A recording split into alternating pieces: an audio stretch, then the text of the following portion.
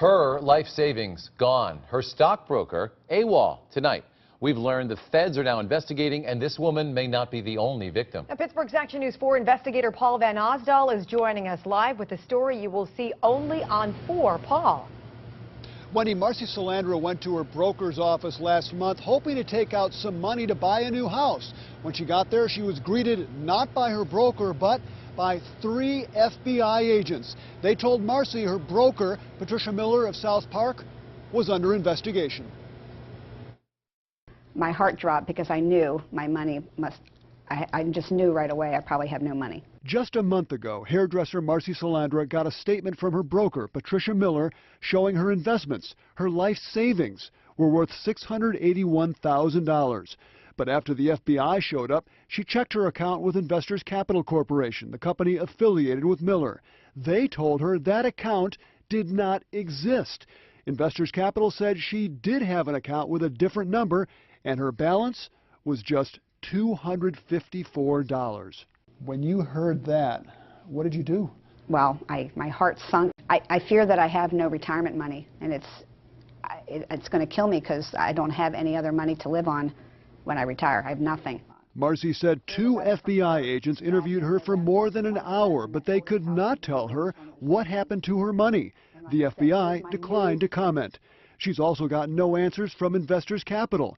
The company also had no comment for Action News Investigates. But Investors Capital reported to FINRA, the agency that regulates brokers, that it discharged Miller on May 21st, the day the FBI showed up at her office. In its disclosure to FINRA, Investors Capital accuses Miller of misappropriation of funds, borrowing money from investors, fraudulent investment activity, and creating false documents. A day earlier, Investors Capital says it reported Miller to the U.S. Attorney's Office and the Securities and Exchange Commission. The company's general counsel sent Marcy a letter saying none of that, but it did say Miller had terminated her affiliation with Investors Capital. How frustrating was that for you? Oh, horrifically. Horrifically. My whole life she had. Action News Investigates went to Miller's office the day after the FBI showed up. It was locked up, the sign outside her door removed. Miller's Mercedes was still parked outside. So we went to her home in South Park. Mr. Miller, Paul Van Osdol from Channel 4. I just wanted to see if we could speak to your wife about the FBI investigation. My wife's in the hospital. George Miller said his wife was taken to Mercy Hospital for a possible stroke after the FBI arrived at her office. She was released 4 days later. Do you know why the FBI was at her office yesterday? I don't have any of the details. None. Is there any charge? Total shock. Sad situation for a remarkably intelligent, wonderful person, and obviously some problems exist. You know. Do you know what's happening with her client's funds? I don't have. I know less than anybody. Records obtained by Action News Investigates reveal Marcy Salandra is not the only Patricia Miller client worried about missing money.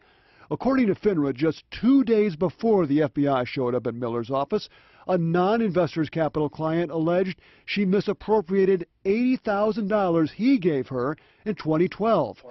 We showed Marcy Salandra's statements to fraud expert Richard Sabo. He was concerned about this. The statement showing $681,000 in her account had an Investors Capital logo, but it was held in the name of KS Investment Partners at a P.O. Box address. The fact that the investment company that was holding this money was a P.O. Box in Pittsburgh, as opposed to some large national investment firm, was a red flag. Sabo said he could find no financial or corporate record of KS Investments. And there's nothing about these people. Marcy just wants to know what happened to her money. I have no idea where my future is now. Financially, I have no, as far as I'm concerned, looking at $254, when I'm not able to work anymore, who's going to pay my bills? Now, we have just learned that over the weekend, Patricia Miller was arrested and charged with wire fraud. According to court records, that day the FBI showed up at her office, they found her slumped over her desk, unconscious, and she had an apparent attempt at suicide. They also found a letter that she had written, a half-written letter that she had written to her family, basically admitting that she had deceived them for years and also admitting that she had taken money from clients. Now, Miller was supposed to be in court here at the federal courthouse this afternoon, but she never showed up.